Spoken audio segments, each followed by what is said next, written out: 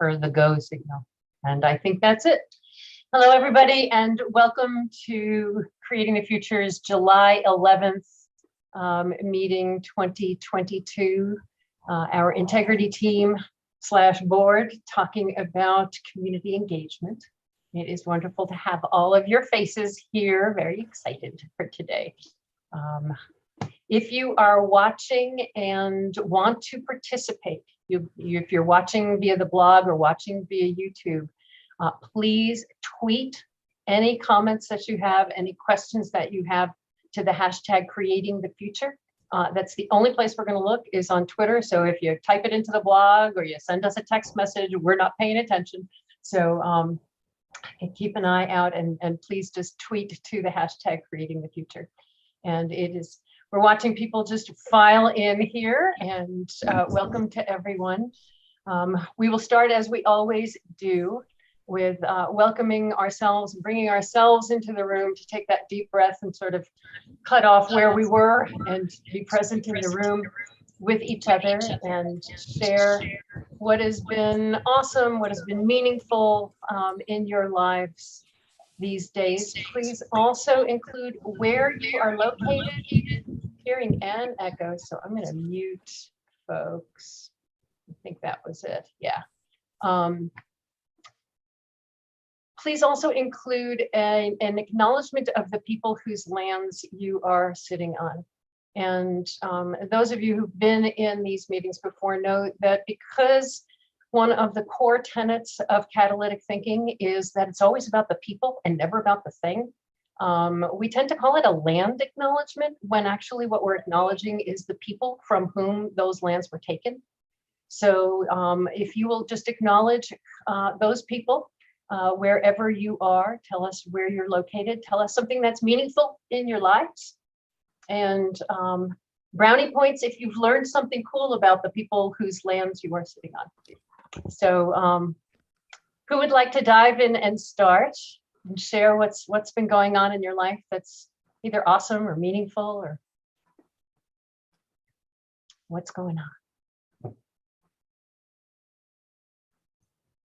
I can go first. I have something prepared today. So hi, everybody.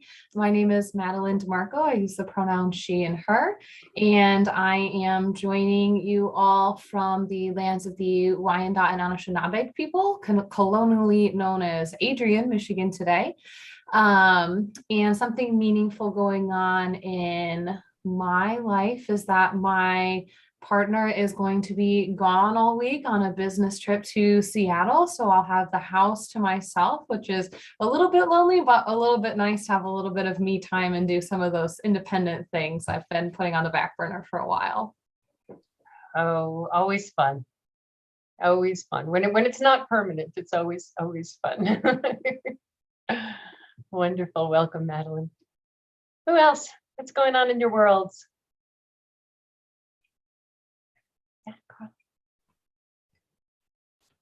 Hi everyone, I'm Carl. I'm just outside London, a place called St Albans in the UK. I'm afraid I am not on anyone's lands, though if you're interested, Julius Caesar marched his army through my village just over 2,000 years ago, through a little place near us called, I think it's Devil's Dyke.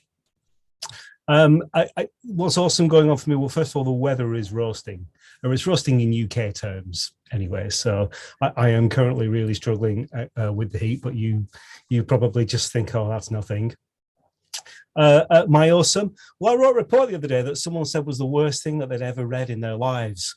It was about grant making, and they said, clearly you don't know anything about this subject or the voluntary sector. And I just sort of concluded, well, you can't please all of the people all of the time. So there you go. Yeah, this is obviously your first day in the sector and you don't know anything about it. Oh my gosh. Carl, for those who don't know who are in the room, could you share what you've spent, where you've spent the past 20 years?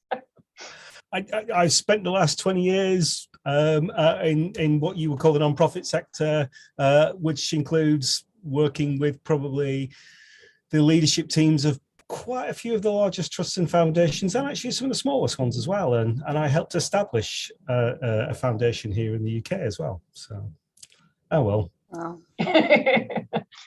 Maybe another 20 years and you'll know something.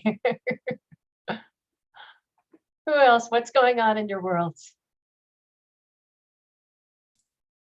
Can go. No, hi everyone, apologies. I'm gonna just stay off camera and give myself a little bit of breathing space today. But I'm sorry, my name is Farah Mahestri, she, her pronouns, and I am coming today from Ohlone land, otherwise known as Oakland, California. And last week, I took a day and took nephews and nieces to an amusement park and went on a roller coaster or many roller coasters for the first time in several years. And it was just such a great reminder to me that sometimes all you need to do is like hang out with little kids and scare yourself into giggling fits. It did also make me, we had this moment where we were like, stuck on a roller coaster. We were not upside down, so it was fine. But my cousin and I were having a philosophical conversation as we were strapped in the heat, being like, well, humans are a little bit weird in that we now have to create these like metal contraptions to scare ourselves, or like, yeah, we're like dropping from heights and things to have these really big emotions. And maybe that is just a learning moment for us to, again, find any reason to laugh on a daily basis, because it really does make the world better. I love it. Oh. Thank you. I'm so glad you're here, Farah. We have missed you. Yes. Yeah. And Carl, I'm sorry that, we weren't actually able to meet up when I was on your side of the pond. We managed to find the one day in 20 years when like the entire transport system was on strike, didn't we? Yeah. Always something exciting. Next. Always. Thanks. Wonderful, wonderful. Who else? What's going on in your world? Yeah, Ron.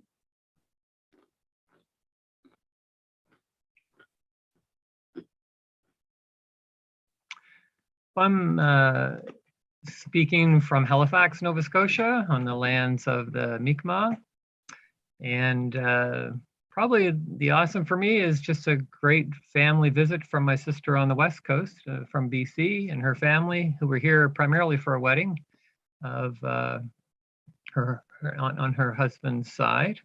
But we ended up having a great week and accommodating everybody in their various things they wanted to get done within a week. So it was great. Oh, always delightful. Always delightful. Thanks. Who else? What's going on in your world?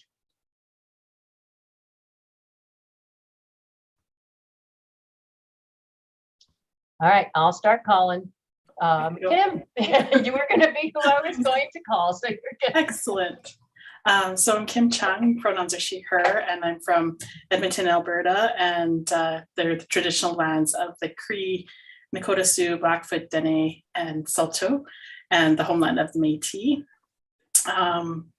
I took last week off to go on a solo camping trip, so I packed my tent up. I went to the mountains in Jasper and found a camping spot and stayed there for 4 days. I left rain in a flooded yard and ended up in Jasper, where it actually stopped raining for 3 days while I was there, which was lovely. And I've been on kind of a roller coaster because that was really grounding for me. I just sat with the water and the sounds and everything, and really got to think a lot. And then unfortunately, when I came home to news of our staff have actually, we had a number of staff that had losses in their family deaths. There was 3 that happened over the weekend, all unexpectedly. So I came home to that, but then, and one of my friends was one of them, but I came home to that. But then as I'm going through my hundreds of emails today, my first day back in the office, I got really great news that funding that we had to reapply for, that we've been getting for the last 12 years, we had to reapply. We got approved for actually more than we had been getting before, which was exciting and unexpected. So it's been this roller coaster of stuff today. It's your trial by fire. Welcome back. Yes. Well, I've been very curious how your trip was, so I'm really glad. Wonderful. Jackie, how about you? What's going on in your world?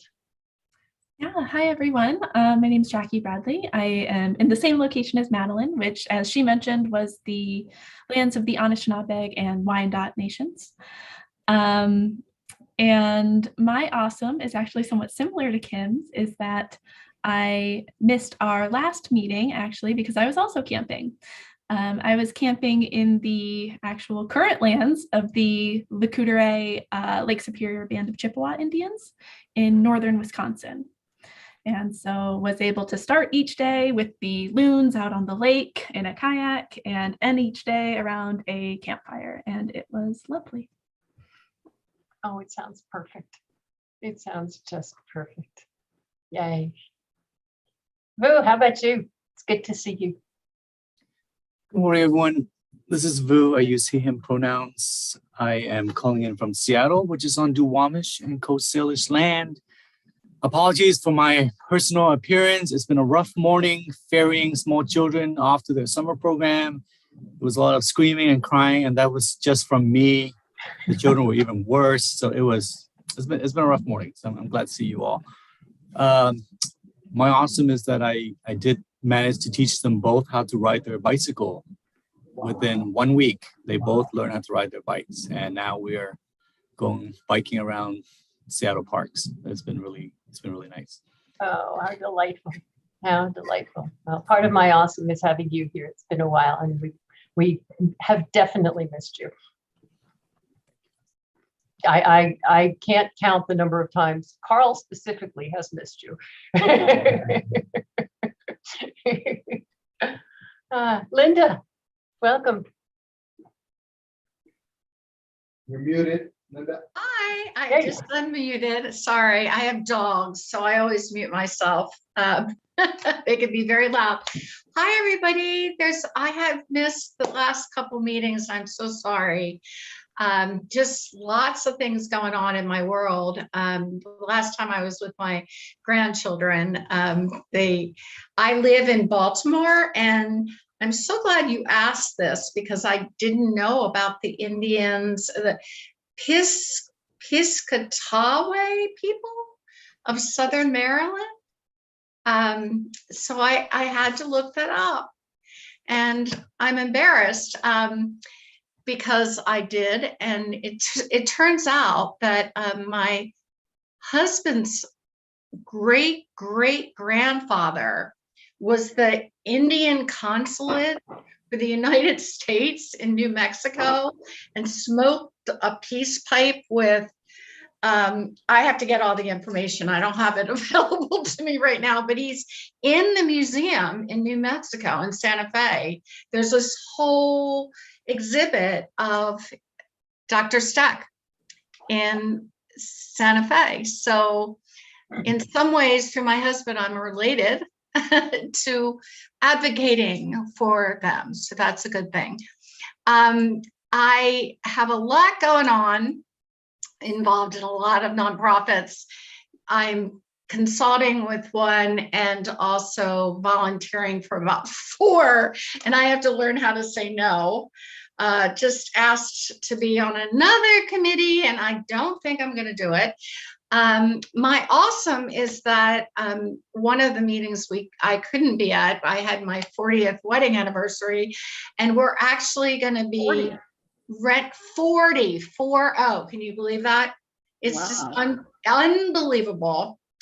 And we're going to be renting a home in Woodstock, Virginia, in a winery for 3 weeks with a swimming pool. It's sort of my domestic Tuscany, I guess you might say. And we're going to do a lot of hiking and, biking. And I teach yoga, so I'm still going to teach my yoga via Zoom for my students from there. But I'm excited. That's not until July 20th, but we're already packing and organizing to do that. So I'm very excited about that. And just really lovely to be with you all. And I apologize again for missing. Oh, it's great to have you here. Great to have you here, Linda. Lori, how about you? Hi, good morning. Not morning for some of you. I use the pronouns she and hers, and I am here where Coast Salish people have lived and thrived. And within the Salish people, there is also a Swinomish and Lummi tribe. People identify as a tribe and are living in community together. Well, first of all, my awesome is that I'm not at work today and there is no COVID running around this little building, my little house, which it kind of comes and goes like a big wave, like a big submerging kind of wave out here. And like most places, we're pretty understaffed. So that's, and people are tired. My awesome though is, and it's a two-part thing. The first part does not sound awesome, but I swear it's awesome. On Friday night, I was with I live on a community land, or with the community land trust. We're 18 families. And most of my pleasure here is like pushing back blackberries and pulling out invasive things. And so Friday night we were having a work party and I was climbing up on a truck and loading up a bunch of branches. And I just had this wondering, like, I wonder how long I'm going to be able to do this kind of thing, climbing up and jumping on the branches and flattening them all out and having a great time with some younger neighbors.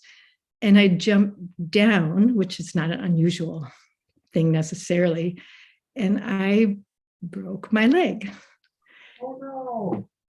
But so that doesn't sound awesome, but so being a little place means help when it's there is not very far away.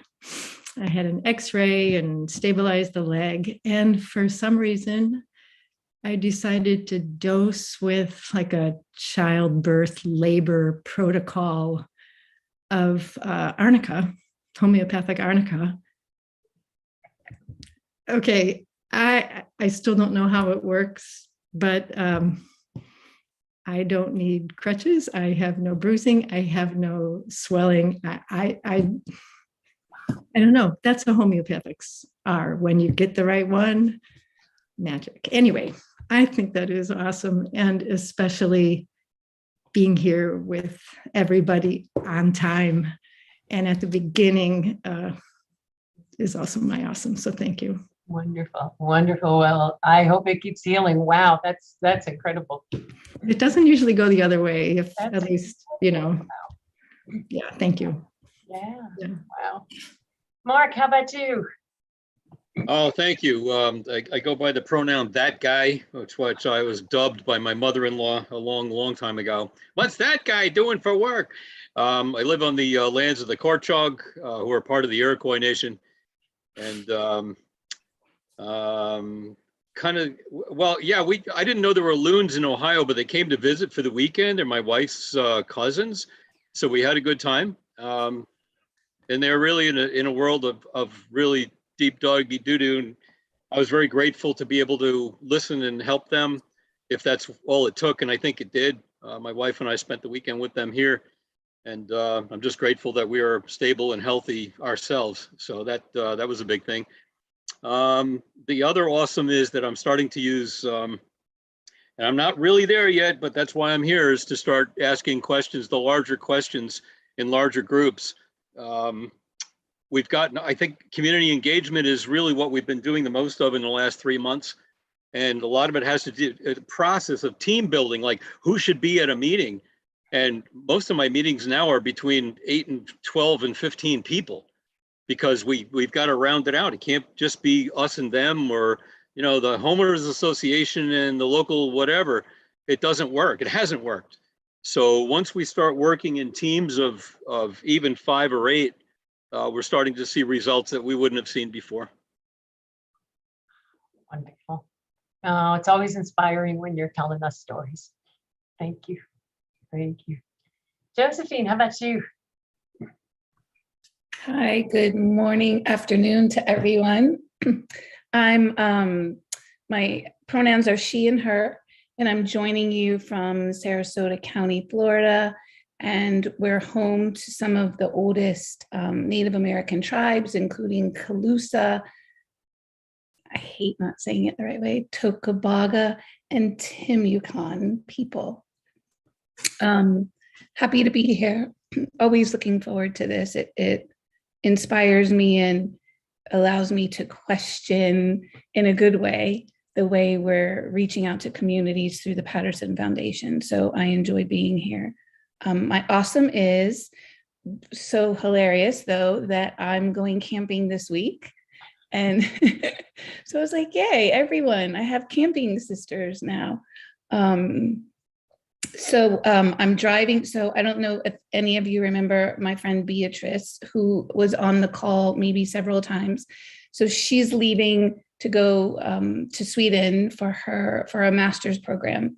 So I'm driving to DC with a friend of mine, leaving tomorrow, camping along the way, because Beatrice has this amazing yellow chair that has become very special to us in our long distance friendship, while she's there and I'm here. So she's always in the yellow chair. So I said, I want the yellow chair. And so I'm going to get the yellow chair to bring it back to my house so that when we talk and she's in Sweden, I'm like adopting the yellow chair until she can have it back. So it's this, seriously, I know I'm laughing, but it's making me feel closer to her, even though she'll be farther away. So in between the going to DC, we're camping on the way there and camping on the way back. So I'm looking forward to it. How wonderful. How wonderful. Please give her a hug from all of us. I will, for sure. Absolutely. Absolutely. Elaine, welcome.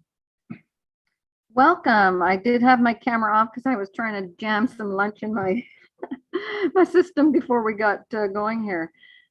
So I am here from Dufferin County. Dufferin County sits about an hour north of the Greater Toronto in Ontario, and resides on the ancestral lands of the Teonatate, the Adewandron, the Haudenosaunee, and Anishinaabes people. I did learn this, I'm going to say maybe 2 months ago, and it's on a sticky. I have it on a sticky. And it's a reminder for me to do something about Scugog Island, First Nations, the Mississaugas, and Georgina Island, the Chippewa. These are 2 islands that sit just north of the Greater Toronto, where there is a lot of affluence. And they are 2 of 58 reserves that are on a long-term water advisory. That's over 10 years. That is utterly and shamefully ridiculous. And I need to do something, otherwise I'm not supporting things that I speak of. So I haven't figured out what I'm doing, but I will. Anyway, my awesome is meeting Woo, because I haven't met you before. I've met everybody else in the call, I think, here. So that's one awesome. My other awesome is this Saturday, we are going to a 25th wedding anniversary. So not quite 40 years, 25th wedding anniversary party. And it's in a barn and they're redoing their vows and it's going to be lovely. Oh, how beautiful. Yeah. How beautiful. Wonderful. Thank you. Andrew, can you hear us? Andrew was getting his car serviced today, and so we don't have him on video. We may have him on audio. Well, if you can hear us, Andrew, you're on mute.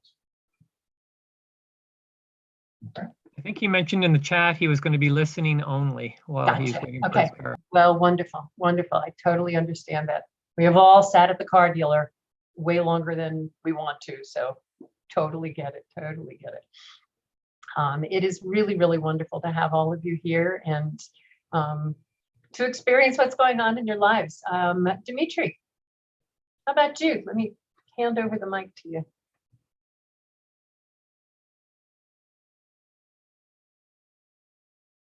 Together. I'm always wondering what awesome I'm going to share that may be your awesome. So I'm just going to go ahead with one of them and let you pick from whatever else remains. Dimitri Petropoulos, coming to you from Tucson, Arizona. It is warm here too, Carl, just to let you know. The traditional lands of the Tohono O'odham people. At the beginning of the conversation, Hildy said if there's something interesting you've learned. I wanted to share something about the Tohono O'odham very quickly, is that it is a nation that is on both sides of the US-Mexico border.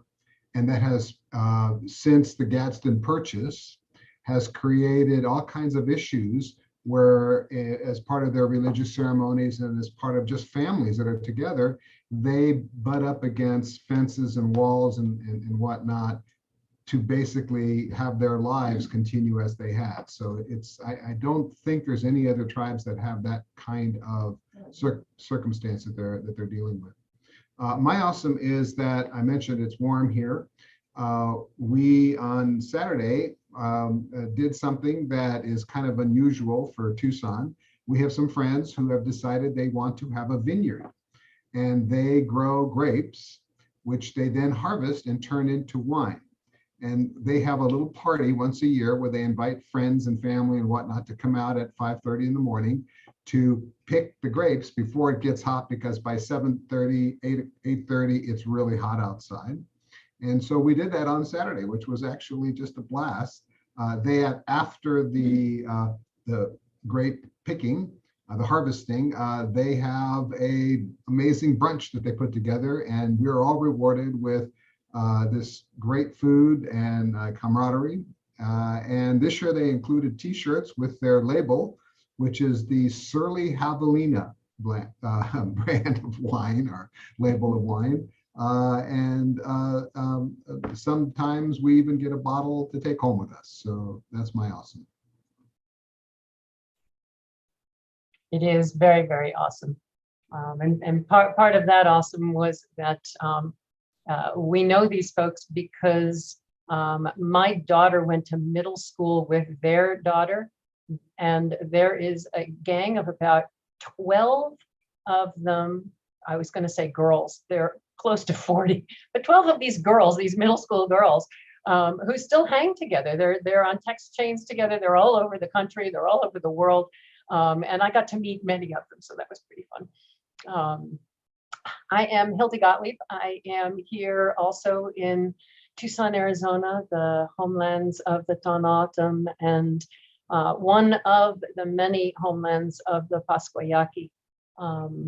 One of the interesting things that happens here in the summertime and is very traditional for the O'odham people is the harvest of the saguaro fruit.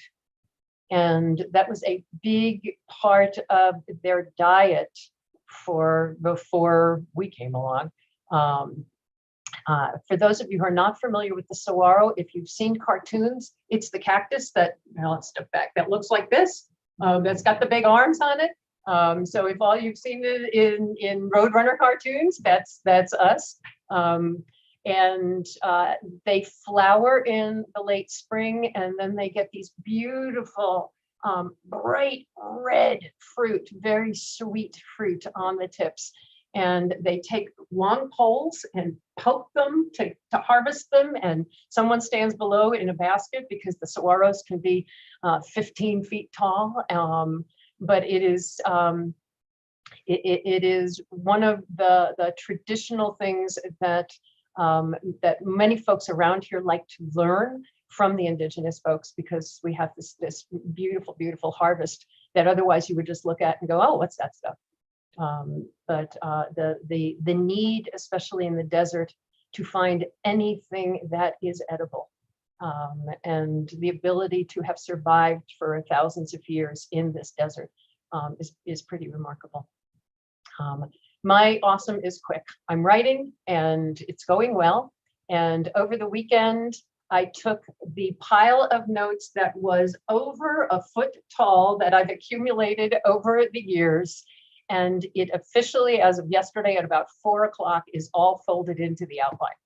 So the recycling bin is full and the pile is gone. And so that means that within the next week, I can actually start writing. Very, very excited. One of these days, there's a book on catalytic thinking coming your way.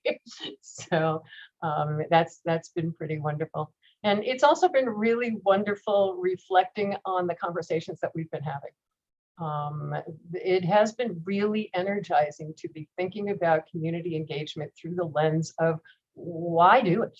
What's important about it? And what it makes possible, and what are the conditions that lead to really true engagement, which is where we're going to pick up today. A quick review of where we have been. We started out, we've been following catalytic thinking. Just start with that. We've been following catalytic thinking. The first question we asked is who would be affected by engaging around the question of what's next for creating the future. And we came up with a really long list of anybody that could be affected by that. The importance of that is that if we don't ask about the people who are going to be affected, then we are opening the door to unintended consequences. And we call it unintended consequences. We say, how could we ever have known? Well, we could have known if we said, oh, these people will be impacted. Let's include them in the conversation. From there, we spent a lot of time in that first meeting just listening to each other about what's important about engagement. Why is this important? And then last time where we really focused was starting to reach for what that makes possible. What does engagement make possible? What does it look like when it's good? And if y'all took a look at, and Dimitri, if you could grab the summary, or I can do it when I stop talking, I'll grab the summary. For those of you who did not see the summary of the last meeting, Jackie did the incredible notes that she always does. And from that, I was able to pull what seemed to be core themes that we were talking about when we reached for what was possible. The three big themes that seemed to come out was that engagement makes possible feeling connected. It makes possible learning from each other, and it makes possible, excitingly, a shift in power, which is, for me personally, the most exciting. And that the bottom line is that the ultimate success of engaging is that people are engaged, that the community is engaged. And so that's where we're going to be playing today. One of the reasons we reach for that very, very highest potential outcome, that highest aspiration, is rooted in brain science. Our brains naturally get narrower and narrower no matter where we start the conversation. So if we start the conversation with, what are we going to do to engage? We will naturally go down that rabbit hole of getting the conversation narrower and more based on how and what we're going to do. And so that's why we lift it up as high as we can to what's the point? Basically, why? We dive right into the how otherwise. And so what we really lifted it up last time was to talk about why. Why is it important? What is the why behind our engaging? And from there, we can start working backwards to lay the dominoes out that we get to that engaged community.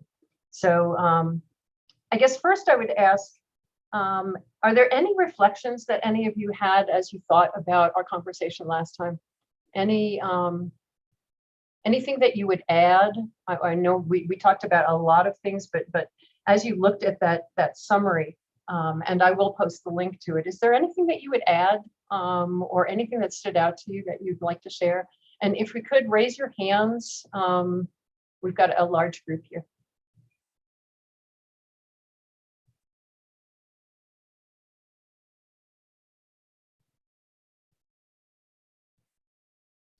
I'm gonna find that link.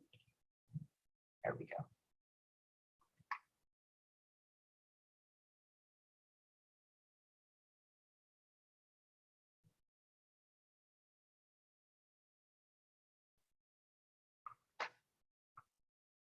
Okay, I just posted the link to the summary if you all haven't seen it. Lori. So the summary was really helpful for me to articulate what I realized that I had been doing since the two juiciest conversations. I realized that I had been holding like that whole goal of feeling connected with people, that somehow I had held that on top, and I have been feeling not confident that my experience and even my beliefs and my values would actually, engaging with people would actually end up with us feeling connected. Okay, then I have lined up now 6 different walks around a lake, what I used to do with all of my prenatal clients, and it's about a 4-mile walk. And so I just asked people to come and walk with me to talk about this clinic and this healthcare district. And I know that I got this from our talking, but I didn't realize that's what I was doing until I saw the summary, which is I just wanted to see what I could learn from people. As you can imagine, people, blah, blah, blah, blah, blah, they love to talk, and I learned so much. And I was really, I felt so much fondness for them and appreciation. And so, to be continued, but yeah, both the process and then the summary, they just feel like such big ahas and shortcuts. So, appreciate it. Wonderful. Yeah. Anyone else? Anything that is standing out for you before we start diving into the conditions that will lead to that? Yes, Elaine. What's standing out for me is I'm getting really good at catching myself saying how I'm going, what conditions need to be in place? What would it take to? So that's what's standing out for me is I'm catching myself and changing the language. Awesome. Awesome. You can be my awesome for today now. I just changed my awesome. Well, good. So where we're going to dive in now is looking at those outcomes, those high-level outcomes of people feeling connected, people feeling engaged, people learning together, and the big one of shifting power. And start just asking, what needs to be in place for people to feel engaged, for people to feel connected? Let's just take one of them right now. Let's take the big hairy one, the shifting power. What needs to be in place so that people have that sense of agency, self-efficacy, feeling that they can effect change, that people are building something together that makes a difference, that beautiful sense of mutual accountability of us together, getting beyond the savior complex that we talked about last time.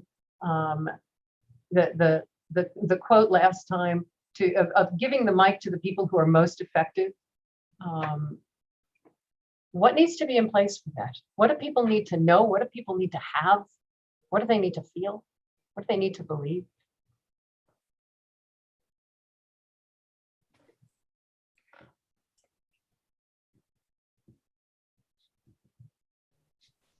Could I start, Hildy? Go, Carl. Yeah. And again, as you all are press the button to raise your hands, and then I can put you in order as we go. Go ahead, Carl. Sorry. I read something a couple of weeks ago that talked about how activists, and especially young people who are active in this country, were feeling more and more despairing actually about their activism, and a sense that like they are sort of campaigning about the climate in particular was the sort of the issue, but they were despairing at the sense that nothing is changing. And almost that what had happened is that you see various corporations and so on talking about their net zero goals and so on, but that's all it is. It's just talk. They're sort of just saying what they're going to do, but nothing is actually changing. Now some of that obviously, I mean, it's about, you know, the extent to which we can measure change and how, you know, these really the things that we're most interested in, which are there's sort of really deep structural change in society, which don't take a few years, they take generations. And some of that I think is about managing people's expectations about how change happens. So there's something there about, this sounds patronizing, but almost a teaching role of trying to help people think about how change happens, and also, you know, I mean, the fact that it's not linear, it zigzags and so on. But also what they need is power, because, you know, one of the things that is sort of coming out of this is that one of the reasons that something's not changing quickly enough is because it's still the case that people in power don't share their position about the climate and what we're going to do about it. Yeah. So the question again being, what does it take for people to actually feel stepping into their power and to step in? Yeah, great, Carl. Thank you, Elaine.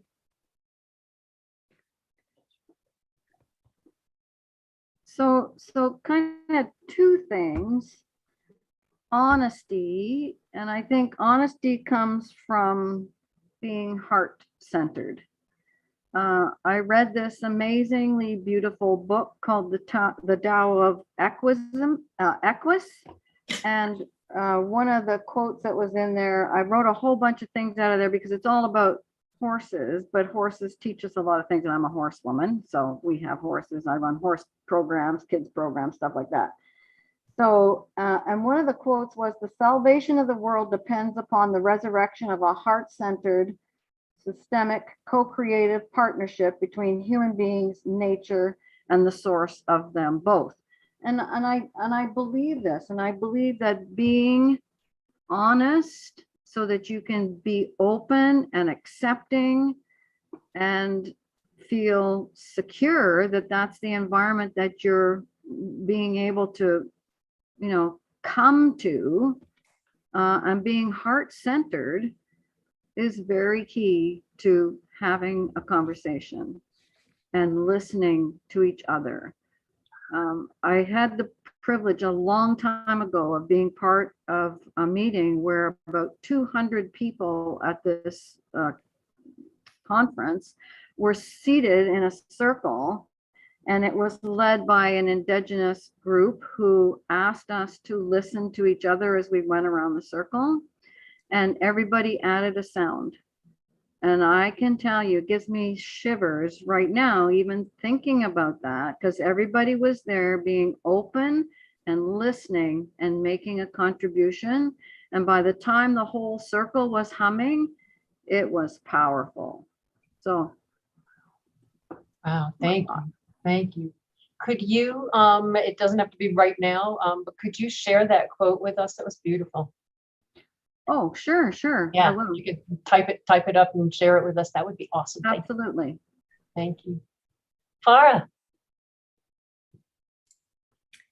Thank you. I've been thinking a lot about and doing a lot of like workshops and things, including Tema Kuhn's work on both the characteristics of white supremacy culture, but also the principles for racial equity, and like how do we kind of build together. And one of the things that they talk about that really resonates with me is that as we do work, and particularly as we shift power, we have to be accountable to both principles and to people at the same time. And to me, that really, especially as we talk about like engagement and building community, resonates. And I felt myself, as I was thinking and talking about this a lot over the past couple of months, about how much I myself fall into these false binaries, right? And come into this place where I'm like, it's all about like the principles or the values, and I'm going to, the ends justify the means kind of thinking. And we have to be rigid, we have to be true to our values. Or that other level of binary of like, oh, it's all about the people, and we should just be empathetic, and like we should just, everyone's on their own journey, and kind of let the conversation play out as it will. And this really powerful call to actually bring those two things together and say that it's not either or. We have to be able to do both at the same time. So you can't sacrifice your principles, but you also can't sacrifice people. You can't cut out your principles or your values, but you also can't cut out your people. And holding that, and I always love anything that asks us to reject false binaries.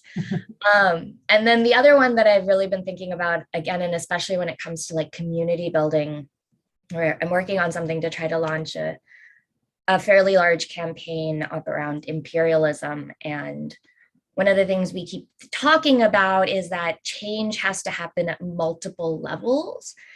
And in that sense, we have to give people opportunities to engage at multiple levels and also push them to engage at multiple levels. So like in systems level thinking, to say that, we are engaging as individuals, and part of the work is ourselves and learning and relearning ourselves. And part of it is, whichever kind of work you're doing, but like your team, your organization, society, but it's asking all of us to engage at multiple levels at the same time. So it's not just about asking somebody else to change, or for the external community to adopt certain values. Simultaneously has to be about what are the values we're willing to shift internally ourselves. And also, again, at the same time, like rejecting false binaries, you can't just do the work on yourself and be like, I've got a great coach, I've got a great therapist, I'm all done.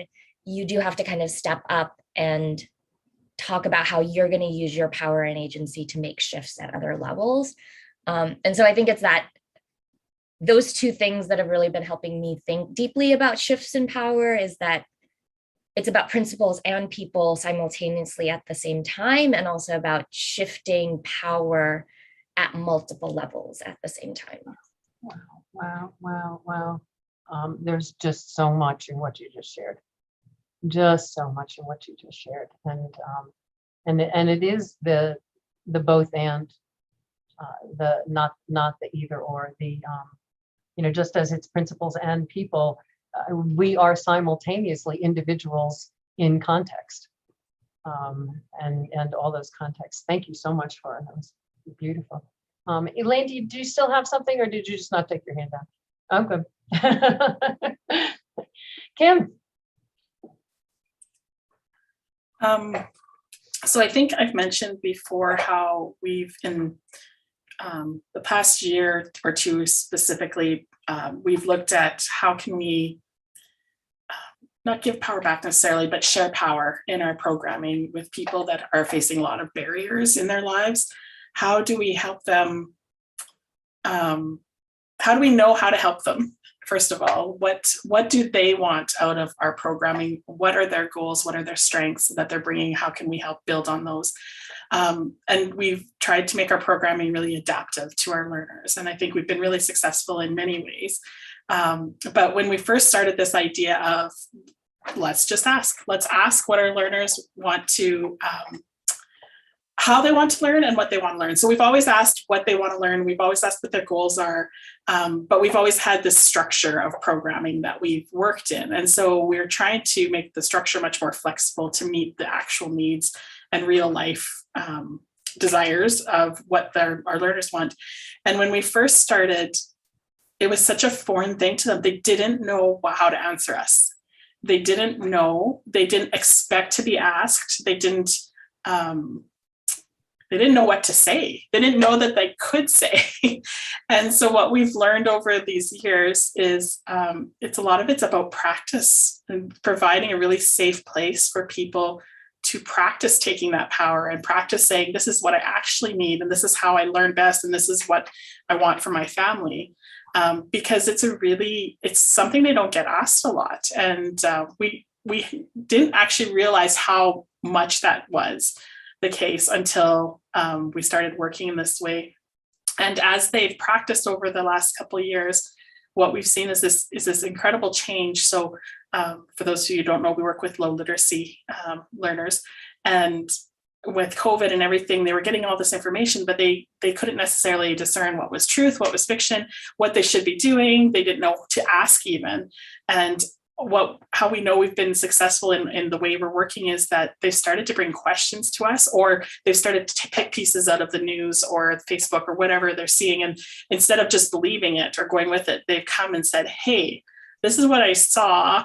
I don't think it's right, but can you help me kind of figure out more about it? So they've started asking these questions themselves and really thinking about the information and analyzing it. And that's part of the literacy learning, of course, too, is once you're able to comprehend, you can start asking those questions. And the other thing that I've noticed is they feel they have the right to ask the questions now, where they didn't necessarily before. They don't know that they can question. They don't know to question. And so for a lot of people to be able to engage, to affect change for themselves, like they need to understand that they can actually do these things, because they may be being told that, or their own experiences, or we're the teachers, we know best. Those kind of setups are very common, right? So I'm rambling a little bit, but for us, it's been about practicing taking power and actually being able to question and make decisions on their own. And we've been talking a lot about this, about how do we get power back to families? How do we get back to the caretakers being able to feel like they have the power to affect change in their own lives and their communities? And so this is a conversation we've been having a lot. Wow, thank you, Kim, because it's a perfect, it really leads to the question of, okay, so what does it take? So let's play with that. What does it take for people who have been told for so long, you don't have power, who have been patronized for so long, who don't feel they have the right to ask questions, the right to, or the platform to do so. They don't even know who to ask. What does it take for people to feel they have that power, to feel, well, of course I can ask that question. Of course, what do people need to know? What do they need to experience? What do they need to believe? What do they need to have? What needs to be in place for folks to feel that they have the agency, the ability to step into their own power that we have been real good at telling them they don't have? Linda. Hi. So I have done a lot of work on civic engagement and service learning, and what we found, and bringing diverse groups of individuals from class, race, socioeconomic backgrounds, together. And what has been so powerful to break down barriers between race and class is that experiential learning, like beginning with some kind of hands-on project that you do together. You are needed to put the wall up, one's holding it. It doesn't matter if you have a PhD in psychology or you have a high school degree. You need each other to do this.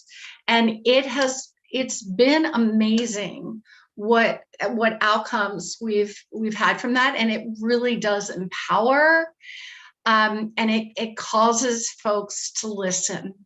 It really provides that opportunity in a safe way. And you're coming together and you're holding each other up. Yeah. Wow. Yeah. So. Yeah. Thank you.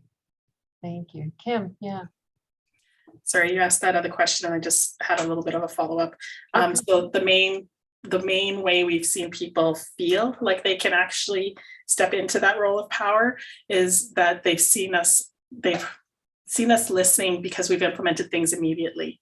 And so like if we hadn't done that, there's no way they would have trusted the process. So it was about making sure that whatever they said, they saw that we listened and made changes and followed where they wanted to go. Yeah, great. Josephine. It really was just what Kim was saying is the piece for me to make sure it's included is we could do a lot of these things reaching out to the community, but without that trust and realization that the one party is willing to listen to the other party fully and take it in versus coming to the table with the answer already and just, you know, acting out the piece that we have to invite you to talk. But the understanding. Oh no. Oh, getting to the good stuff. We will come back to Josephine when she's back. And we missed you. You broke up there for a little bit. You were talking about trust and coming in without having the answer already. But you're freezing up on some of it. So feel free to dive back in. Other thoughts in terms of for people to feel they have that power, because such a big part of it is we have systemically told folks you don't have power. Just sit down and shut up. We're in charge. We're the experts, and you know the nonprofit sector has been the worst at it. We're real good at being the experts in the room. And we have spent a lot of time separating ourselves from community and seeing community engagement as a thing we do to further our stuff we want to do. And what does it take to dismantle that in people's minds so that they feel they actually have the power that we're talking about sharing?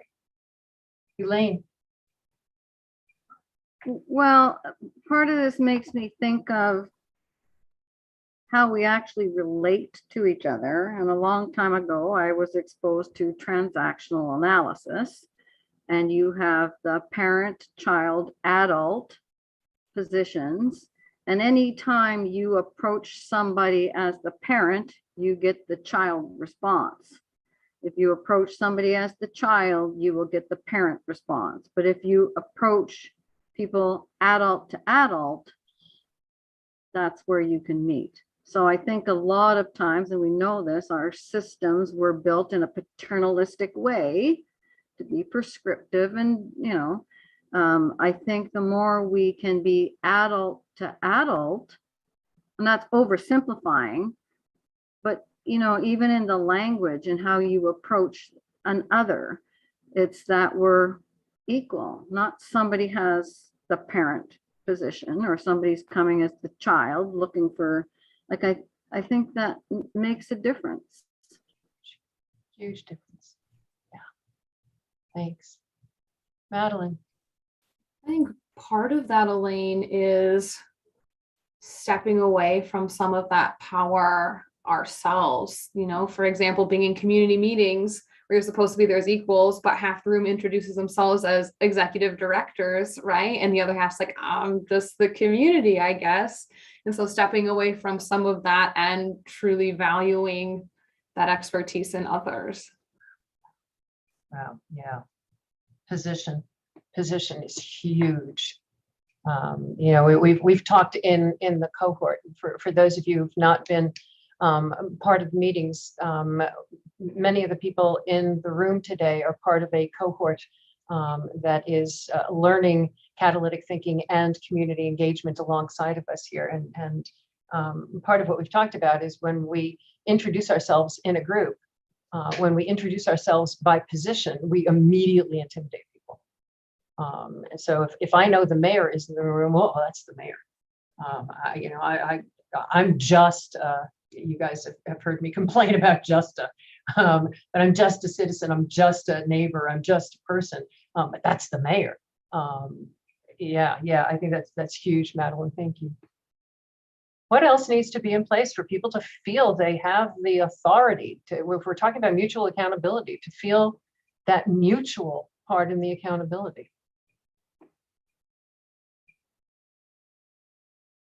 Yeah, Kim just entered in the chat, even in the way you set up the room can have an impact on how people feel in terms of their power in that dynamic. Yeah, thank you. Yeah, Jackie. I think a lot of these are feeling to me very much about giving power. And so when I try and think about what it takes for people to be willing to take power, I think the thing that stands out to me is kind of an understanding that trying and failing is better than not trying at all. Wow.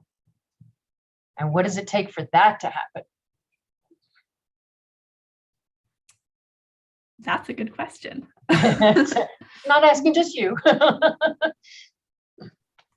Yeah, what does it take for people to feel willing to put themselves out there and try something they've never tried before? Mark. Yeah, there's a lot to that. It's allowing people to fail without blame. It's having people try things that they haven't tried before, being able to catch them and not make them let them make fatal mistakes. I mean, either business-wise, social-wise, whatever, to be there to guide rather than to teach or tell. And having people realize that, yeah, it's not so bad. If I make a mistake, it's okay, because we got 7 other people who are covering, and not covering up, but covering the error and fixing things, if you will, but riding the boat, it's probably a better analogy to keep it from going over the side. Yeah. Wow. Yeah. Holding each other. Hi, everyone. My apologies. I know I missed the last several months of conversations, and I tend to throw wrenches into things when I speak. And in some ways, that's the kind of role that I play. But I also appreciate that people indulge me in these not always fully formed conversations and thoughts in my mind. But as someone who has done a lot of community engagement work and who has been the subject of a lot of community engagement work, I kind of feel like we're kind of diving down a path of like, let's talk about these tactics about community engagement, which are good. These are good tactics. But I feel like a lot of community members are exhausted with being engaged right now. And it feels like we are in a very academic sort of conversation. And we're not really talking about what actually would be engaging to people. I always joke that in Seattle, if you're walking down a dark alley at night and you feel like someone is following you, it's probably someone trying to do some community engagement. And it's exhausting. We're tired of being engaged.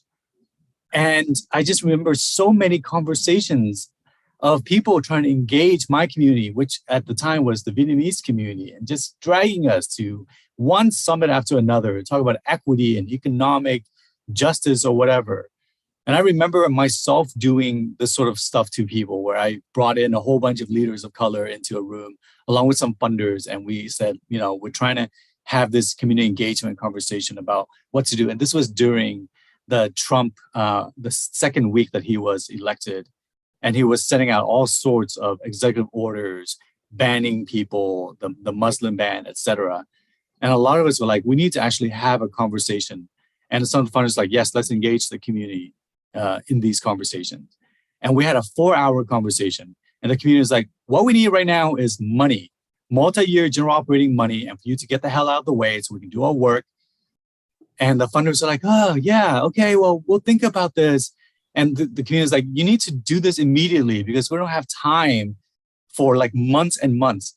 They're like, yeah, okay, well, we really appreciate all this feedback. This was really great. And yeah, let's accept failure and both and all of this stuff. And then it was not until 6 months later that a funder actually released a rapid response fund. Ironically, it was called a rapid response fund. And it was $25,000 that you had to apply and go through the same sort of malarkey to get this amount of money. And I feel like there is a disconnect that we are in danger of falling into when we start talking about community engagement without actually understanding what it is that's the community's members. Do they want to be engaged right now? And what kind, and is it exhausting to them? Right now, with talking about this, we can't let this be an academic exercise. Like, what is actually concerning communities right now? The overturning of Roe versus Wade, the invalidation of Native sovereignty, the fact that trans people are getting killed every day, the fact that Black people are still getting killed by the police. Like, if we're going to engage, then we have to actually talk about what communities care about. Right now, the conditions that need to be met is survival for a lot of communities. Like, they're not going to go into a room because they want to feel a sense of belonging. There is no sense of belonging right now. It's being destroyed because people are getting murdered every single day. And we can talk for more, just the tactics of how do we engage people? Let's have more hummus and food, like let's have transportation and childcare. Yes, those are all great tactics to have. But I feel like we need to start thinking about like creating a future's sort of existential role in this moment, which is, what is it that we are trying to do? What is the role that we need to play? And is it community engagement? Or is it actually go out and have conversations and bolster people, like have a conversation with abortion activists and be like, this is what we can do. This is what you can envision, or whatever it is that we need. I think Carl was mentioning like a lot of activists are feeling very discouraged. Maybe that's something that Creating the Future could actually go in and say, this is what we need to, maybe one of our roles is to bolster the morale of the sector, of the activists in our sector. Maybe another role is to get them to think big, because that's one of Creating the Future's things that I have learned as an activist myself, right? So I'm not so sure if we should be engaging anyone in the way that traditional community engagement has been done, because it is exhausting. And I don't think people have any energy for it. Thank you. Thank you. Yeah. And so much of what we're talking about here is about who gets to decide what Creating the Future does next. And is it just 5 of us? Is it just 2 of us? Is it 20 of us? Who gets to decide? And how do we figure that out? And who do we talk to? And how do we talk to them? And the talking about the things that communities care about, that creates the link. Creates the link. Thank you. Thank you. A lot to chew on. Yeah, Elaine. I really appreciate you rocking the boat, throwing the anchor in, or throwing however you phrase that. I think that's great. And it comes back to, the beginning conversations, Hildy, about when you say, what is it that we are passionate about that others are also passionate about? And what do we want to do with that passion? So, yeah, there's all kinds of activist groups, and they come together because they have a passion that's very specific to something. And what is the passion beyond engaging? But it is for engaged community members. And it's big in terms of what does that feel like, and how do you, what would it take to put that, to make people feel that they were able to engage for what they're passionate about. Yeah. A lot of what we talked about last time was all around people feeling like when they step in, it's making a difference. And I am so right alongside what you were saying, Carl, in terms of people being discouraged. And Vu, all of the activists that you mentioned. I'm watching my own daughter, who is trying to figure out, in a world that she sees is, the world that millennials and everybody else, the younger people than that, are inheriting, that my generation has left them, and the immense amount of discouragement, the immense amount of yeah, I'm just one person and nothing seems to be working and nobody seems to be listening. So I think I'll just go, binge watch The West Wing for the 900th time. That's huge. And in that setting, in that scenario, us as creating the future, wanting to go out to folks and say, help us build what's next. We don't know what's next for creating the future. Help us build what's next. What do you need? What do you want of us? What does it even take to get somebody's attention to feel that they have that voice? Ron, go ahead.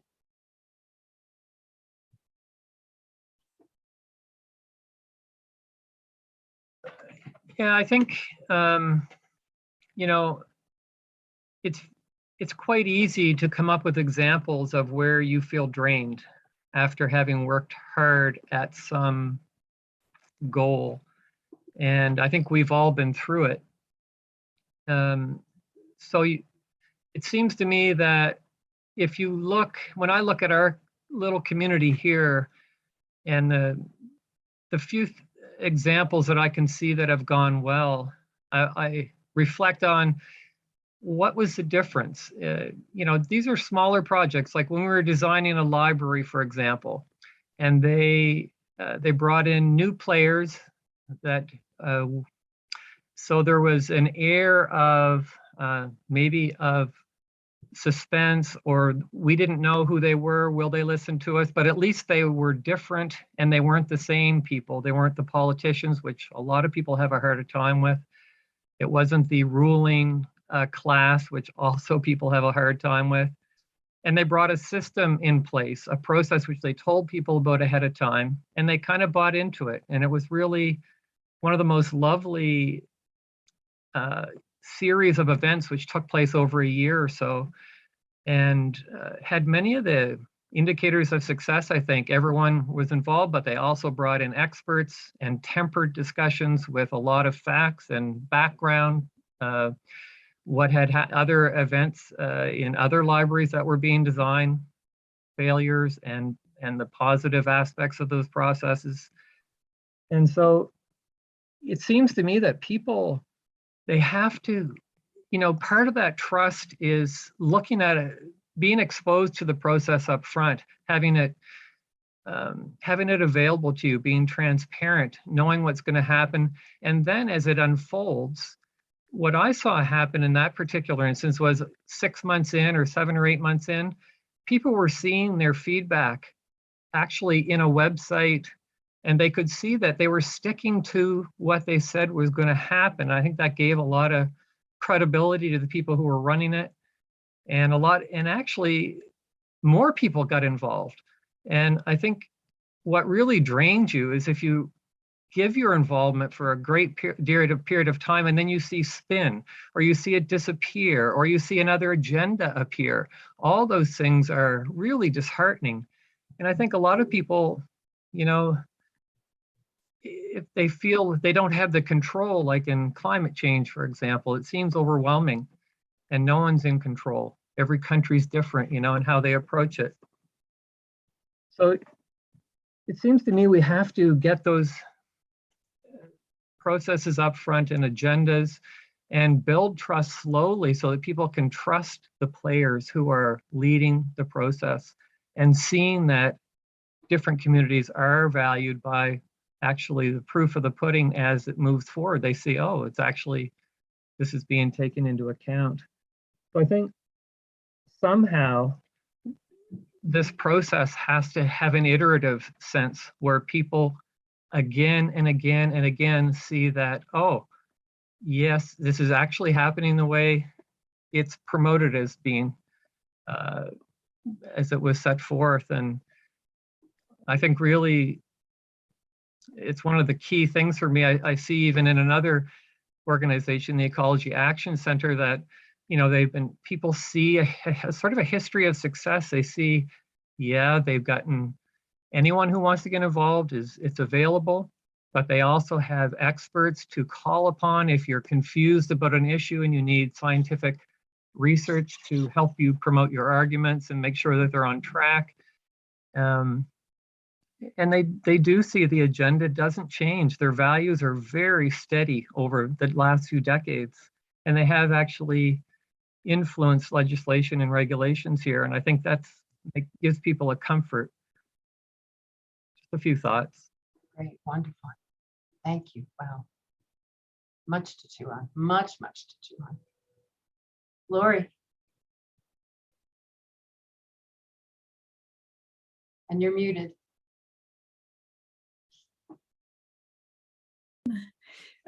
Both Kim and Vu said the thing that, so it feels like there's two different tracks. One, like Ron, it sounded like there was a long, like trust needs a long process of all the stuff you were saying. And at the same time, what I get from Vu and Kim, which fits so perfectly my situation here on our island in this medical clinic, is, Kim, you said they've seen us listen and then see us make changes immediately. And Vu, you were saying they asked, people asked, what do you want? And we said, we need money. And then 6 months goes by, and then there's an opportunity to apply. So that feels to me like there's some great guidance there. Like trust, there's some ways in which we need to, like right now, make something real for people. Like ask so that we have something to listen to, take action immediately on what we hear. Somehow in our process, we have long-term and short-term goals happening continuously, but especially those continuous short-term, ask, listen, do. Yeah. Wow. I'm writing lots of errors on my page. Yeah, wow. Thank you, Lori. Kim. I was also thinking similarly, I think, Lori, about the layers that I'm kind of seeing. And one of the things we said about like the topic is Wade versus Roe for right now. And one of the things that clicked for me was when one of our families in one program were asked what did they want to learn next, and it was during the time that all the graves of the children in residential schools were being discovered in Canada, and they wanted to know about that. They wanted to have discussions about residential schools and how do you talk about that with your kids, because we're working with caregivers with their 0 to 6s a lot of the time, and then sometimes just adults. But how do you talk about that topic, and how do you they knew that they should be angry, but they didn't know why. They didn't know enough about it. And so it was about finding the resources for them, for our staff as well, like giving them the ability and connecting them with different people, Indigenous leaders, elders, whoever it was that would help them feel comfortable also having the discussion. So for us, it was about education for our staff. It was about taking those really hard topics of conversation and finding ways to present it where it can just be openly discussed. And so I see that as kind of there's that first frontline level for us, is we're actually trying to have those conversations. Our families are telling us they want to learn more about what's happening and finding the resources for it. And then the way our organization is structured is we have these frontline programming, but then we also have training. So we try to build capacity in other people to have to do programming, specifically literacy programming, but we're trying to help them see how they can do it this way too, is how they can listen and how they can take that feedback and actually implement it right away. And then all of this is still that advocacy piece, trying to get the word out, like these are important issues. And it's like, why it should be paid attention to is, again, specifically to literacy for us, but trying to bring all those pieces together. So I see it, there's the layers. And so how do you have people working in those layers all the time with limited resources, with limited reach? But our team has been talking about ripple effects. So if we can affect one family, who are they going to touch and who is that going to go to? And how can we really amplify that effect? So yeah, that's where my thoughts led. Yeah. What you're sparking for me, and Vu, you sparked it as well, is that community engagement may just be the wrong term. Because what you're really talking about, Kim, is you're co-creating at every point. You're co-designing and co-creating with the people, not for the people, not at the people. And that's really what we're looking to do. We are trying to figure out what is next for creating the future, acknowledging that it's not up to 5 or 8 of us who supposedly sit on the board/integrity team that has already decided it's not around to make decisions. To figure out what's next, we need to co-create that. And I'm wondering if that umbrella term of community engagement is just is just a fancy way of saying focus group sometimes in people's minds. So that's occurring to me as you're talking, Kim, because really you weren't quote engaging people. You were just getting everybody together that was going to be affected by it and co-designing it and building it. So yeah, but thank you for that. Lori, did you still have something, or is your hand just still up? Okay. Madeline. I think that's kind of along the lines of what I'm thinking, because when we're talking about community engagement here, we've been talking about it in the way of let's get other people involved in our work. And what if it was flipped around into what if we were involved in the other work happening? Because when I think of the community in which I live and work, there's not really a single issue that the community is not already doing something about, and in many cases much more effectively than the organizations that claim to work on this. And so how, I guess, arrogant of me to assume that I am the table in which folks need to convene around, when really all I need to do is to engage myself with the community doing this work and listen until I hear a need that I can help to meet, whether that's funding, facilitation, support, time, volunteering, etc. And so I'm wondering if that, how do we engage in the community is maybe better than trying to get the community to engage with us.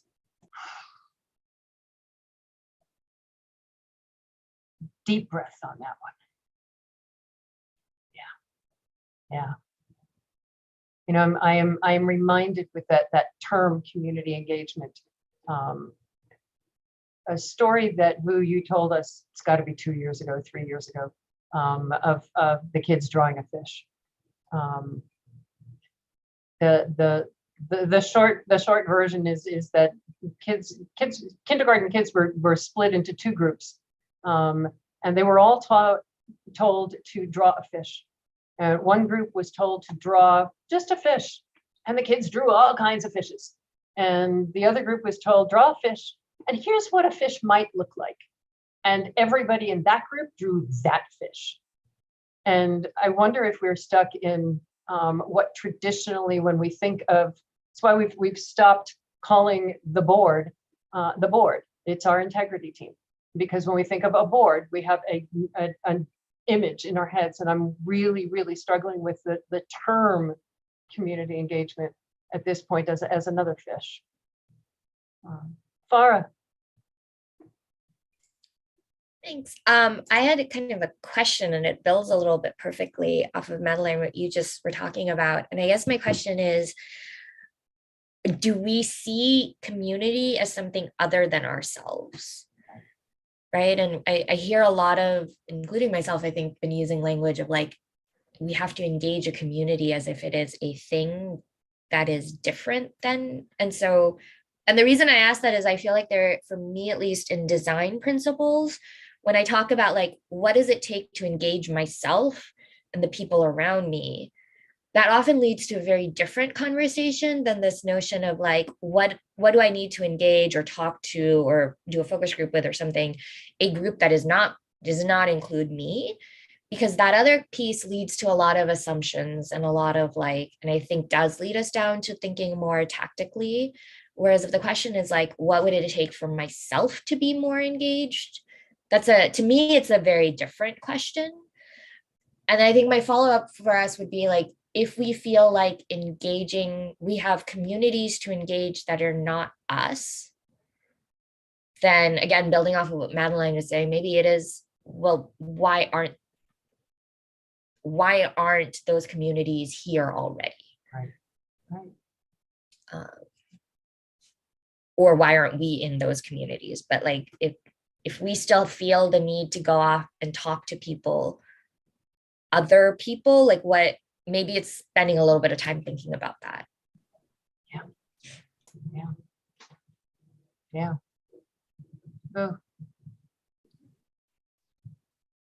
Just to just reflect on your question, Hildy, about, like who gets to determine all of this. Is just a group of 5 or 6 people on this integrity body that determine all of these things about creating the future and so on.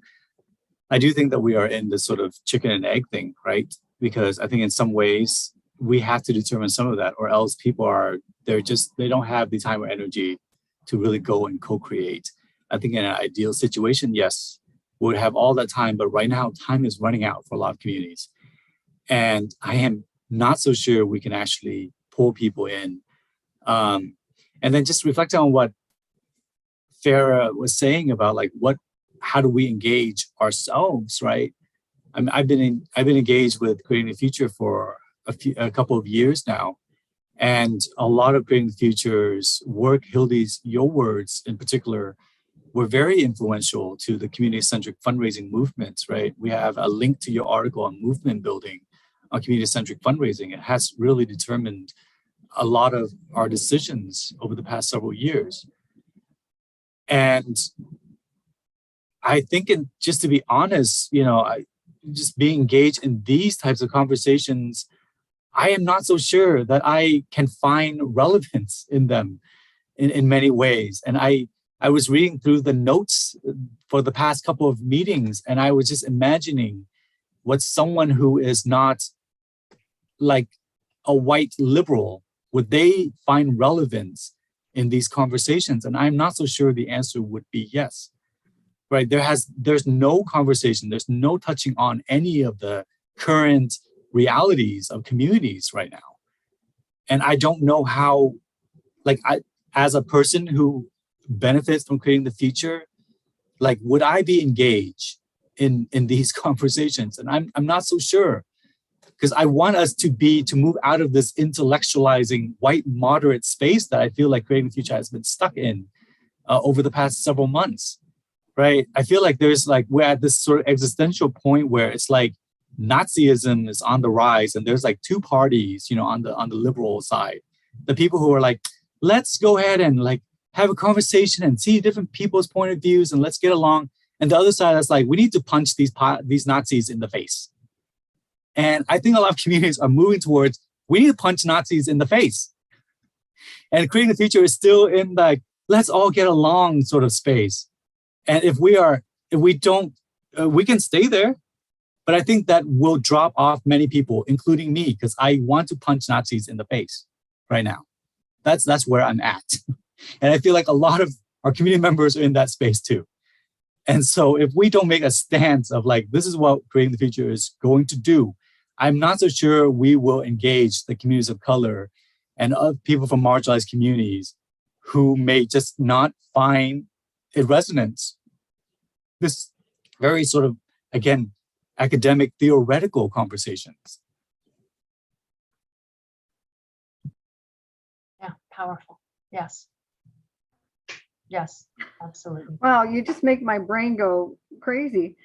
And maybe that's what we're looking for here, is not the literal punch in the face, but how do we, put out the environment through creating the future that gives people the feeling that they can go and take that action, whatever it is, whether it's individually or whether they want to organize their neighborhood street or their neighborhood community or go after their local government.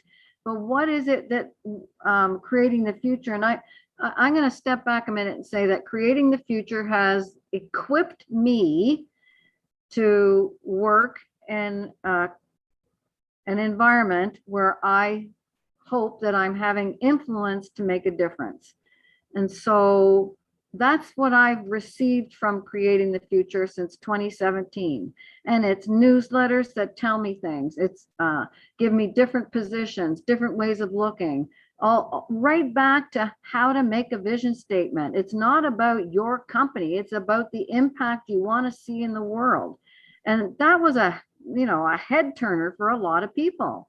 So, maybe that's, if the end goal is engaged citizens, then what is it that creating the future can do to equip populations, no matter who they are, to be engaged citizens so that they can make a difference, so they can feel like they make a difference, so they can feel like it's not just, this room of people who's deciding a whole bunch of stuff. I love what you said, Drew. I absolutely love this intellectual conversation. I mean, I was drawn to this, Hildy, because I don't feel like I'm getting enough, but I'm also, my brain is going crazy. And I already texted or chatted with Vu. How can we demonstrate this to, we're looking at, the United States and different countries and blah, blah, blah, blah, blah. And I always look at that proactive, okay, how can we get what we're saying across? How can we get communities to feel this? And if they need our help, ask for it. And I'm crazy. You wouldn't do what I do if I wasn't. But anyway, are you familiar with that Nextdoor app? Yes, and that's not a good thing. It's not a good thing. Well, but it depends on how you use it. I'm just an online skeptic, and I don't know if anybody knows it, but they ask too much personal information, which personal information can then be used elsewhere for other purposes. So that it's a corporate incorporated neighbor thing. It is not my thing. But go ahead, Linda. I'm sorry, I interrupted you. That's okay. It's just you can reach a lot of folks that way. Just even to plant the seed about, we're here and we have, this wisdom, and we want to be able to organize and help you to organize around different things. I don't know. It just came to me that it's a way to reach a lot of people without any real funding, because there's all kinds of groups going on, and there could be a Creating the Future group, and it could be, don't mind me. Sure. And we will definitely get to tactics. I understand. I always move to tactics too early. Our brains naturally go to tactics, and yep. And one of the things I'm reflecting on Vu is the fact that we're all sitting. Some of us have stopped watching the news. I can't watch it anymore because I want to punch everybody. I don't want to just punch Nazis. I want to punch everybody. And I think we're feeling less and less powerful, more and more powerless daily. And at each bit of news, I've got nothing left. And I thought I had nothing left, and then you took something else away from me, and now I've got less than nothing left, and energy is collapsing. Movements are struggling with the immense disparity in power. Forget disparity in income and wealth, disparity in power by people who really don't care. And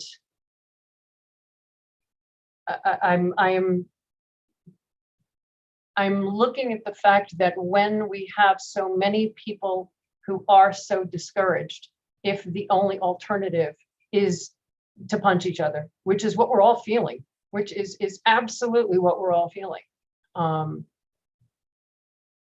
What creates an environment that helps people take action that isn't punching each other? Because in this country, it's dangerous because we don't punch each other, we shoot each other. We feel so completely helpless on whichever side of whichever politics you're standing, that we hurt a lot of people. And helplessness is a really, really dangerous place to be coming from. So there's a piece in here for me that is what is, and it gets to your question, Boo, is what is our role in helping people take action that actually accomplishes something? Carl, and then Lori, and then we're gonna wrap up with reflection. There's so much I want to say, but I almost sort of feel I see where Vu's coming from. I don't fully agree with him, which I feel slightly nervous about. But I almost sort of feel like it's a yes and, rather than a this is the right way, rather than sort of the other. And the reason I say yes and is that almost sort of go back to those activists that I talked about at the very beginning. One of the things that makes me angry sometimes is that the things that we've told people that they can do that will make a difference, some of those things are just bullshit. So, for example, clicking like on someone's Facebook post is taking action. No, it's not. That's not going to feed anybody. So some of the things that we've told people about what individuals can do, rather than structures and governments and so on, about how we change the world, some of those things are just wrong. And we've got to make sure that, as you've just said, Hilary, that people have sort of got the right tools and stuff. Then the second brief observation I just wanted to make is that you need both. If you look at the suffragette movement in my country at the turn of the 20th century, you had people, women, lying in front of racehorses and being killed. They were chaining themselves to railings and so on. But alongside that, you had people in the background who I think were adopting more of what you might call an insider strategy. Right now, certainly in the UK, we've got people gluing themselves to highways and stopping the traffic and causing massive arguments in the UK because people can't get to work and so on. And we need those people who are doing those sorts of actions, but we also need people who are in the background, who are coming up with policy solutions and who are trying to collect data to measure our progress to net zero and so on. So coming to Vu's point, am I or are we a group of people that are going to tell people how to go and take direct action? I'm not sure we are. Vu knows those people far better than I do, and they're doing a pretty good job from what I can see. But for the people who are somewhere else on that spectrum, they've got to be more effective, because so much of what we tell them about how to take action is not actually having an impact. So I think that's where we've got to think about our contribution in helping those people take more effective action. Yeah, thank you, Carl. Very clarifying. Lori, and then we're going to wrap up and do some reflection. So everybody think about what is standing out to you in our conversation today. Lori. Yeah, Carl, you said a lot of what I was thinking. And so I'll just distill it to this. I just had this image of a storefront, and on the glass it says creating the future, and then there's a door. And I am a person who is so ready, wanting, full of energy and knowing and understanding that it makes sense for me to want to punch somebody in the face. And then I walk in the door, and creating the future is like, yeah, okay, here's what we do with that. I mean, that's where I am. Thank you. Much more immediate, but also very informed by a very big picture that you have helped me understand already. Yeah, thank you. The storefront and the immediacy. Yeah. I'm grateful for all of this conversation. These are the conversations we need to be having. So if everybody will take a deep breath, this has been a big one. If you took any notes, circle what has stood out to you, and let's do some reflection. I was remiss in not welcoming Sherry. I know you sort of slid in there a little bit late, and so feel free to reflect, or if you want to just sort of absorb, that would be great. But I want to share. I don't usually start, but it's really very alive for me, the yes and of what Carl was saying, that it takes both. And what is also really necessary is moving beyond the performative.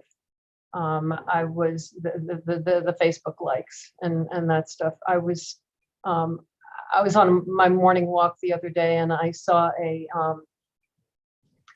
house with a sign, a little yard sign that said, "We stand with Ukraine," and I just got pissed. I was like, okay, and your sign is doing what?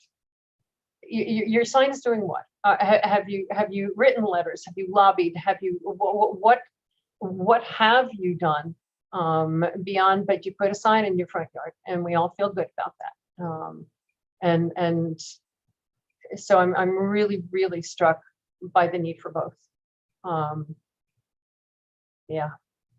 The need for the direct action, not the need for the performative, the need for the direct action, and the need for the systemic structural stuff that actually is the result of the direct action.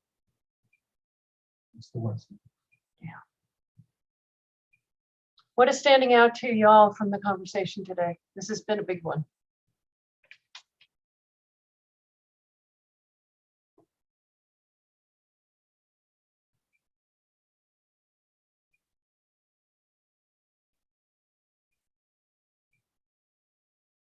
Yeah, Carl. I think what I'm taking from what Vu has sort of made us think about is that I think we have to be really clear about what our contribution is and what our contribution is not. Yep. And I think if we need to think about whereabouts in the system we have a role, and we need to focus on that, because we can't be everything and we can't do everything. Yeah, thank you. Andrew, we get to see your face. Hello, everybody. I've been listening the whole time, and a few things struck me. One, sort of building on what Carl and others have said. I think there's some, I think finding the place where creating the future lives in sort of the stack of change and of I don't necessarily want to say activism, but social change, because it seems like there are, as Vu was alluding to, there are, people out there and groups that are under real, they're at war right now. And, this might not be the right thing for everybody right now, right? And so figuring out sort of where this lives, and, as Carl said, like who who this is for, what this is doing, and not that, you know, we can't serve, you know, various groups of people, but I think doing that in a way that, you know, Hilda's always said meets them where they are, which then she followed up with, that's total bullshit. But you know, that sort of provides the right thing for the right people at the right time. I think that's sort of my big takeaway from this. Yeah.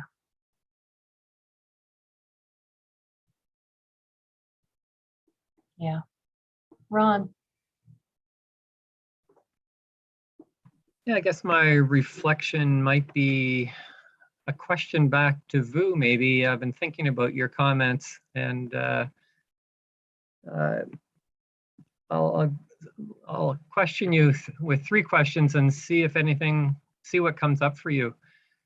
I do wonder what you've been involved with creating the future for a while, and I did wonder what you felt the strengths to date were of creating the future and your involvement in it.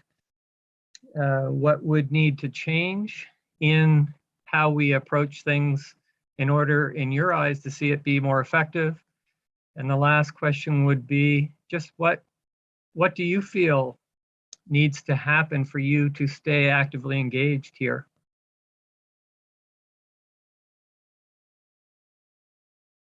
Those are big. You don't need to answer now, honey. Lori, did you have your hand up?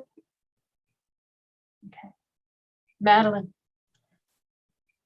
Well, I'm wrestling with an internal midlife crisis right now after all of this and the purpose of my work, but I am internally struggling with the urgency is real, and like the urgency is now. And if all I do is punch people in the face, my hand will fall off. And I need to, sorry, that's a very graphic metaphor. But I also need to take time to like rest and recharge. And I use part of these conversations as a recentering to make sure that the way in which I'm taking action is in line with my values and the way I want to be acting. And is that me and my privilege speaking and my comfort of not wanting to push myself outside of a place in which I am comfortable because I have a lot of privilege, and I don't have an answer to that right now. Yeah. Yeah. Thank you. Josephine. It wasn't part of what I was going to say, is that I love that you just said that, Madeline, that resonates with, can you guys still hear me? Yeah. Resonates with me well. I mean, that was for sure sits with me. And so lots to be said, and you're all sort of saying it collectively, but I just, for me, what's sticking out is I'm so thankful that Vu said everything that he said, and including to have me, all of us, have me think that how tired people are about being asked to be engaged, right? Like kind of know that and feel that already, but having like actual words to it is, in my experience, in my space, in so many realms, that's so very true. And I don't know why, I'll ponder on it for sure, that I wouldn't have been able to speak it with words, that sentiment of people are just tired of, you know, come together because you're Native American, or that you're Black, or that you're this, or that you're upset about Roe versus Wade, let's talk. Like, so asking to be engaged, not just this moment, but for quite some time, I feel like, is people are frustrated and tired.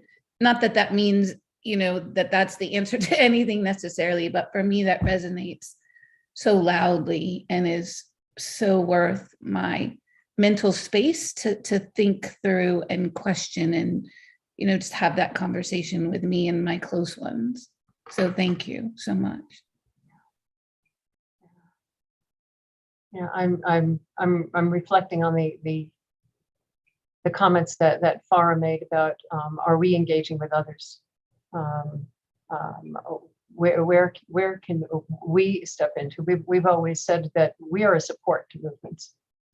We're not a movement. People love to say that creating the future is a movement. No, we're not a movement. That's an organization. Our role is to support movements, and in what way? But what does it take to step into where other people are, the work that they're already doing? Yeah, Elaine. Well, I can tell you, my head is just swimming.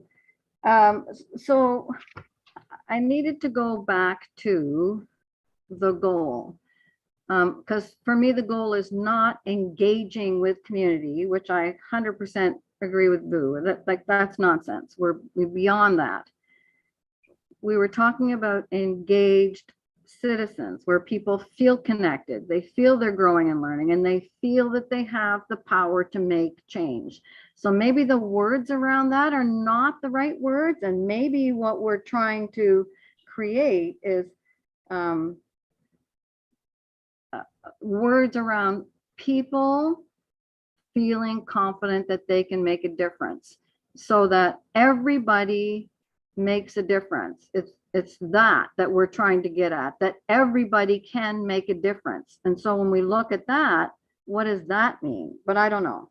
But the other thing that comes to mind is way back before I even had children, I went to listen to this expert on child behavior. And they were talking about toddlers and saying what a challenging time it is for toddlers. And she says, there is a reason you don't give a machine gun to a toddler, because they would shoot.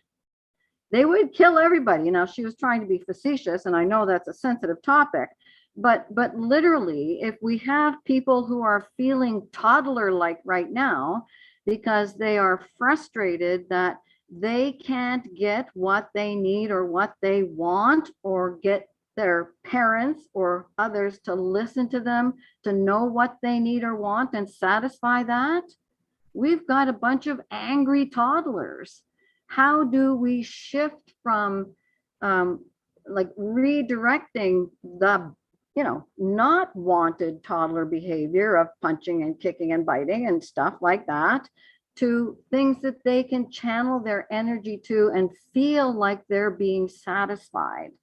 I know that's a kind of crazy analogy, but that was what was kind of bubbling up for me. But I do want to say, first of all, again, I'm sorry, Linda, that I cut you off. I didn't even know my mic was unmuted when I said that. It was like, no, that's not a good thing. It's like a Facebook thing. I don't do any social media stuff, but I do apologize. And also just to say thank you. Like my brain wouldn't be firing the way it is if I wasn't in this Zoom room with so many like brilliant thinking, talking, wow, like the wisdom that you bring to this big table here is like, I'm truly grateful. So I thank you for that. So thank you, Hildy. Thank you. Mark. I thought I was going to be speechless after all this, but I'm obviously not. What I'm looking at as a result of Vu's comment is a reflection of what's happening to us as an organization. I'm going to speak for one organization, one nonprofit right now. And how do we extend ourselves to the other communities? And the word community engagement creates, by the language itself, creates the division. So that my community is the environmental, your community is the developer, your community is the infrastructure, my community is the white people, your community is the whatever, Asian, the black. How do we get into the black community? We're asking this question all the time. I'm wondering, after just listening to Elaine, if we should not be calling this citizen engagement rather than community engagement. Just the language alone, to acknowledge that every person being engaged, if you will, for as tired as we are of engaging people one at a time, I'm wondering if the language itself is killing us. Just that system of thought alone is giving us the problem. One of the other things that I just realized, that one of the ways through that is Damon Centola. I think he's from Yale, Harvard, Princeton, wherever he's from, talks about community engagement. He talks about, and I've forgotten the name of the book. I'll get it to you guys later. But one of the things is that we have a many-to-many connection. We can have a one-to-many. We can have a one-to-one connection. And what we're finding is that weak ties, and I'm going to have to study it more to get it across to everybody, but we've got somebody on our board, if you will, in our group, in our team, management team for this small organization, who is more connected with other communities than any of us will ever be. So we're not forcing ourselves to integrate or to inject or to, hey, we've had these discussions and we're not getting anywhere. But I think what's happening is that once we start rounding out the group that we're working with, that they're going to have strong ties with other groups.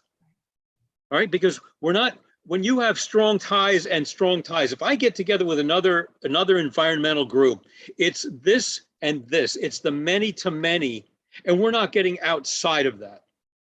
So we're working on the idea of weak ties to another group, weak ties within our group, getting together with another strong tie group.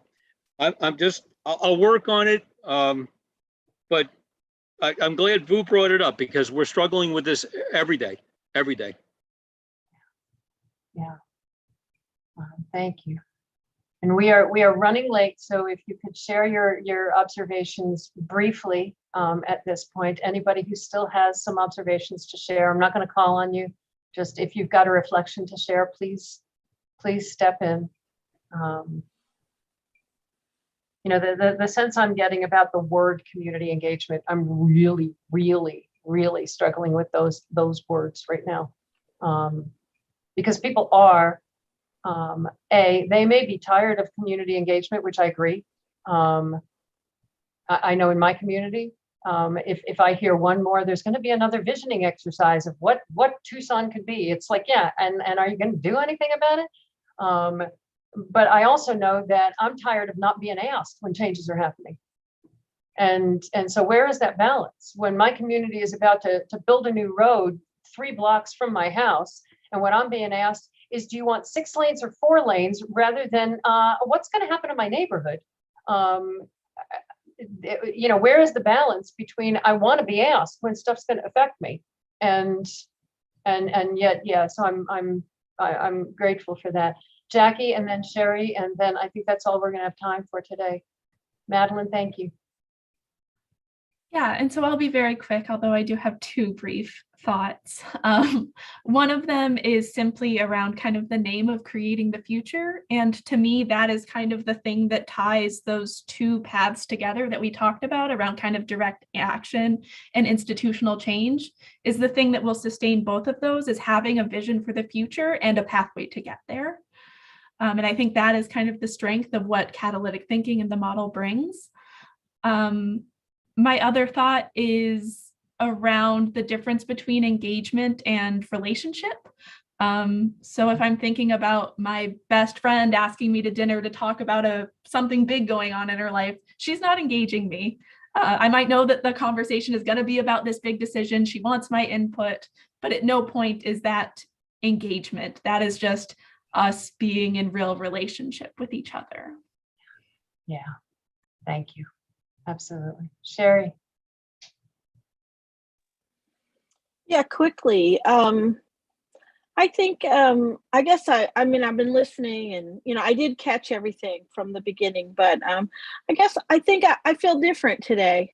I feel like I'm different. I'm not, first of all, I don't really want to punch anybody right now. And so, I'm not sure what that means. Like, I want to punch something. I want to punch the source of something. I want to punch the meaning of something. So a little bit, I'm thinking about what does that mean?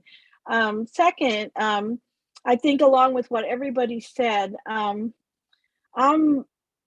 think for where it again, I think it made me feel today. I think I feel like for the first time, location matters. Where you're at and who you're dealing with and what you're dealing with matters. But all of these things are very relevant, and you obviously don't want to be overlook the concept that you could get to a more severe feeling amongst people. But I also would say that I think one of the things that probably makes me feel more comfortable about where I'm at this point in conversations with the community is that it's right now focused around very young people.